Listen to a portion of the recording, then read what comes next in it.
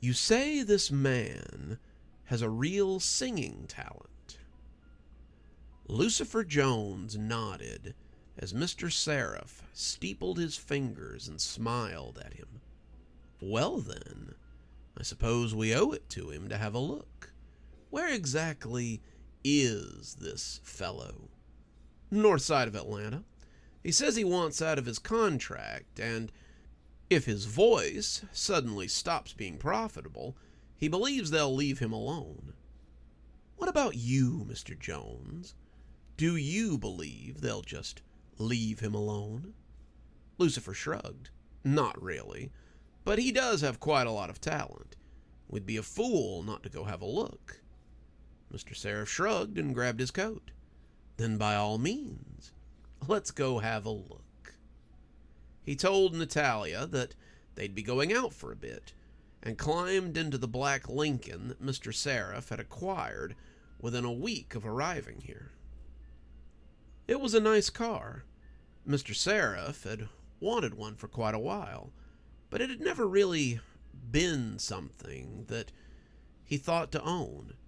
He had never really been somewhere long enough to justify buying a vehicle. This was the first time he had been anywhere, even remotely like a home, and he meant to make the most of it. He had bought a house on the outskirts of Kashmir, in a place not far from the woods that everyone seemed so afraid of. He had signed up for jury duty, got a P.O. box at the post office, and fully intended to stay here until forced to leave. He knew that Lucifer had really gotten along with his sister's receptionist, and the two of them had been out more than once. Whatever his sister thought of this didn't really interest Mr. Sereph. So long as his assistant was happy, he supposed that it would all be okay. As they drove from Kashmir to Atlanta, a journey of about 45 minutes to an hour, Mr. Sereph marveled at how beautiful the countryside was out there. He had seen a lot in his time, but there was nothing quite like visiting old land and old places. Appalachia was a place that screamed of history. Mr. Sereph often found himself looking for places that had history, and this was a place that had a voice of its own. He hadn't been here long, but he had definitely made some deals in the time he'd been here. He had gotten the fiddling talent from the man with the hog. He had picked up a talent for darts from someone at the bar, and just the other day he had found a man who claimed to be the best hog caller in all of Georgia. He wasn't sure what the metric was for that, but the man's talent had been quite interesting to add to his collection. Mr. Sereph wasn't all that interested in making money at the moment. He had more than enough latent talent in storage to keep him busy for years to come. No, what Mr. Sereph was interested in was living long enough to continue to use that talent. Mr. Sereph knew that the world was becoming strange, and it would be best to depend on family as they gathered together for strength. There was no love lost between him and his siblings, but they were all pragmatic enough to know that when the options were dying or living, you chose living. In the end, it wasn't a very hard choice to make. What sort of music does this man produce? Mr. Sereph asked. He doesn't really produce anything. He sings, and his manager does most of the producing. Is he worried about this manager finding out? Well, I did a little digging, and the manager in question is Julia Marquise. She's a longtime producer in the area, and her family has been managing talent for generations. She's a cold bitch from what I hear, and the talk is that she runs quite a few other things besides musicians. Is she going to be a problem? Maybe, but we won't be dealing with her. He wants to meet privately, so we can deal with just him. Does he know what it is he's doing? Lucifer shrugged. Do any of them? It honestly reminds me of our dealings with that screenwriter a few months ago. The guy seems scared, like something has him spooked. He has a lot of talent, that much seems obvious, but he's in over his head, and he isn't sure how to get back out. Mr. Sereph looked at his assistant for a moment before asking the obvious question. This isn't going to turn out to be another situation like that, is it?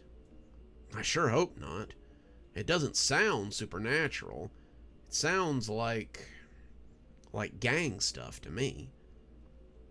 Mr. Sereph sat back a little and thought. Men with guns did not scare him very much. Men with guns could be bought or dealt with, as long as the people he had a contact with were not the same entities that the scriptwriter had been so fearful of. Mr. Sereph believed that they'd be okay. They would have been okay anyway, he reminded himself. Those shadows that attacked him back in Milwaukee weren't really anything to write home about. He had been more afraid for his assistant and his secretary than for himself.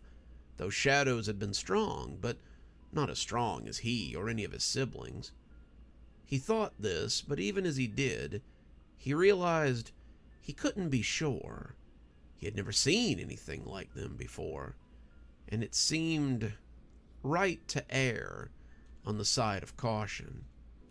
Hopefully, this would turn out to be nothing, and he could go back to life as it had existed before. They drove for quite some time, and when Lucifer said they had arrived, Mr. Sereph saw that they had pulled up outside a bar in a shabby part of town. He supposed it probably wasn't polite to think so, but it was the sort of place where Mr. Sereph would have kept his eyes peeled for trouble if he could be harmed by normal human means. The bar was called Diego's, and the clientele was thicker than most daytime crowds would have been in the bars he often frequented.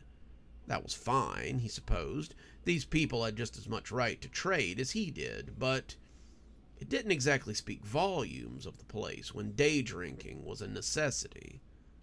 "What's the client's name?" Mr. Sereph asked. Reginald Clary. Reggie C. to his friends. He's an up-and-coming artist in the rap scene, but he also does a lot of R&B and gospel music. His managers are expecting him to pull down about $1 million in contract deals next year, and their projections don't look too far off. If he's pulling down that kind of money, then why does he want to give up his ability? Because his manager is taking 85% of that deal, and Reggie has saved up enough to live comfortably without them. What's more, he suspects they're using him for other means as well. He thinks they might be trading drugs at his shows, and that's not the sort of thing he wants to be associated with. Unlike most of the guys in his line of work, he's not greedy either. He just wants to make enough to do better. And he says he's made that amount 3 times over. He sees the writing on the wall, and has seen the clause in his contract that would allow him out if he's injured or unable to perform. If he comes in and can't hold up his end of the bargain, it would mean a pretty big payday for our boy. Mr. Sereph nodded. Altruism was all well and good, but if you could scab a little off before you exited, all the better. The two of them climbed out of the Lincoln and walked into the bar, amidst a sea of turning heads and disgust. They didn't get the record scratch sound they had expected when they walked through the doors, but it might as well have been just that. The day drinkers at the bar looked up as they walked in, and everyone began mumbling about outsiders and people who were where they didn't belong. The men walked up to the bar, ordering something nondescript that wouldn't be remembered. There seemed to be a 2-barstool minimum of distance around them, but the bartender didn't seem to see anything wrong with serving strangers. As his contact walked in, a young black man in his late 20s, Lucifer hooked a thumb at him and nodded. The two of them went over to join the young man at his table, and it was hard not to notice the shudder that went through him when he noticed Mr. Sereph. "This the guy who wants to make a deal?" "Yes, this is my boss, Mr. Richard T. Sereph." Mr. Sereph reached out to shake the young man's hand, and as he gripped the old man's wrinkled fingers, he felt a spark of something run up his arm. There was an odd energy about this person, and Mr. Sereph was suddenly even more interested in him than he had been before. There was an energy hovering around him, a familiar energy that Mr. Sereph was always excited to feel. "How much are you offering?" "That really depends on how much talent you have to sell." The man crossed his arms, giving Lucifer a look as if his partner wasn't as cagey as he had been led to believe. "I'm a young up-and-comer. I've got a lot of talent to spare. The problem is that the people I've signed with aren't going to let me out of the deal. They want to use me to get rich, but I'm not an idiot like some of the other people I know. $1 million sounds nice until you realize that they're going to scalp me for about 85% of it. So, I'm looking to get out and take a piece of the action with me." Mr. Sereph opened his mouth to say something, but then he felt that strange energy tingle up his spine again. He looked around like someone might be watching him, and as he felt it move closer to the bar, he turned to the man and put a hand on Lucifer's shoulder. "My young assistant made this deal. It seems only right that he should finish it up. I'll give you 2 space and let you hash it out." He got up and headed for the bathroom, Lucifer and Reggie attempting to hammer out the details. He hunkered in the shadows, watching the door as he made himself less noticeable, and waited for the show to begin. He'd felt that energy before, the wide smile crinkling the corners of his lips as the group pushed their way in. Her bodyguards were stock muscle, polos, BDUs, and the usual slight bulge on the hip to show that they were armed. But the woman coming in behind them was who he was really looking for. She was on the short side, her haircut in a spiky punk do, and her style of dress made him think of hackers from movies in the 80s. She had on leather pants, a jean jacket, and the shirt underneath looked smooth and green. And as she came in, her eyes rolled around the bar like she was looking for something. She didn't have a gun, but he knew from experience that she probably didn't need one. When you moved in the circles that they moved in, weapons were a little bit irrelevant. A gun wouldn't have done her much good against him anyway. She zeroed in on the young man sitting at the table with Lucifer, and when he saw her approaching, his eyes got as wide as dinner plates. This must be the mysterious manager that Lucifer had been talking about, and suddenly, everything made a lot more sense. "Reggie, I see you're meeting with someone behind my back again. Are you trying to step out on our contract?" Reggie stammered, but Lucifer extended a hand to the woman and smiled invitingly. "Rest assured, ma'am, I was in no way trying to entice your employee. I represent a company that was interested in his work, and we were having a drink to discuss the possibility for him to..." The woman jerked him forward by the hand that he had offered, and Mr. Sereph had to lean a little closer to hear what she was saying. "I know what company you represent, and you were foolish to come down here and try and poach my employee without your creepy boss. I think when I get done sending him a message, he'll know not to come into my territory and try to take my people from me." Their faces were inches apart, and that was probably why she missed Mr. Sereph when he made his move. He came up behind them very smoothly, and as the flat of his hand connected with the sides of the 2 men's heads, they both fell in a heap next to her. Lucifer looked relieved when he wrapped his hand around the back of the woman's neck, but Mr. Sereph could imagine the look of terror on her face as she realized she'd been caught. Now, Julia, is that the way you speak about an old friend?" Mr. Sereph didn't turn when the bartender adjusted the slide on his shotgun, but he did incline his head ever so slightly to the left, so the man could see one glittering eye. "I'd suggest you put that down, because if you accidentally hit either of my new friends with that shotgun, you're going to wish I had killed you when I get done," he growled. The bartender smartly remembered that he had pressing matters elsewhere and went into the back to do some last-minute inventory. The patrons smartly remembered that they had other appointments elsewhere and headed to them with all haste. Julia remembered that she wanted to continue living for a little while longer and tried to leave with them, but Mr. Sereth's hand was pretty clear on where she could stay. "Mr. Clary, consider your contract with this agency terminated. You may be on your way, but be certain that we will be in touch on the matter of your payment." Reggie C. nodded, thanking him only a single time before heading for the door with the others. "Mr. Jones, please lock that door. I do not want to be disturbed while my good friend and I conduct business. It's been such a long time since we've seen each other, and I'm just dying to get caught up." Lucifer Jones walked to the door and turned the lock.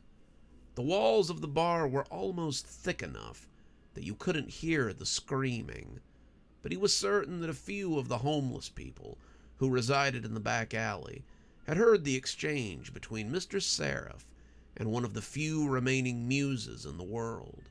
The conversation was brief, but she would never tell anyone what the subject of it was. When Mr. Sereph and Mr. Jones left the bar 20 minutes later, there was nothing left of the young woman but dust and clothes. "I must say, Mr. Jones, you have an excellent eye for talent. Not only did I get enough talent to keep us in wealth for a decade, but I've also destroyed another one of those regrettable muses.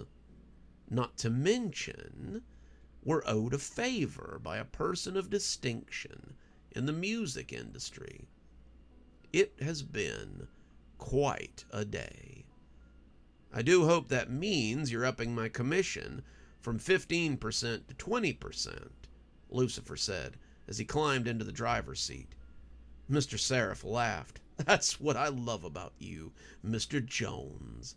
You're always looking for an angle to make a little more money." Good evening, everyone. It's me, Dr. Plague. Thank you so much for joining us for tonight's show. If you think you might like a little more spooky in your life, then please feel free to click on one of the videos we have up here. Maybe look at one of the playlists if you're trying to get caught up. I know, there's so many videos on the channel. There's so many series that are going at the same time. Sometimes you just need a little refresher course, and I gotta say, I always enjoy the views. If you're not subscribed, feel free to hit that subscribe button. Maybe hit the bell so you don't miss anything. We upload a lot on this channel, so you won't want to miss a single story as they come out. If you'd like to support the channel, you can click on the Amazon link down there. There's quite a few books in my Amazon account. You can have a look, and if you'd like a signed copy, get up with me through email, and I'll be happy to work something out with you. Also, there's links to my Patreon, and you can become a member on the channel if you'd like your spooky a little bit early. Patrons and members on the $5 tier get their videos 12 hours early. That's in the morning as opposed to in the evening. Patrons at the $10 level also get a signed copy of my book anytime I write one. Speaking of my patrons, you should see them appearing right now. Just wanted to take a minute to say how much I appreciate all of you. Patrons, subscribers, however you give to the channel. I really appreciate everything you do, and it truly touches me that you have chosen to support the channel in this way. Well, that's enough for now. Till next time, Dr. Plague, signing off. Have a wonderful evening.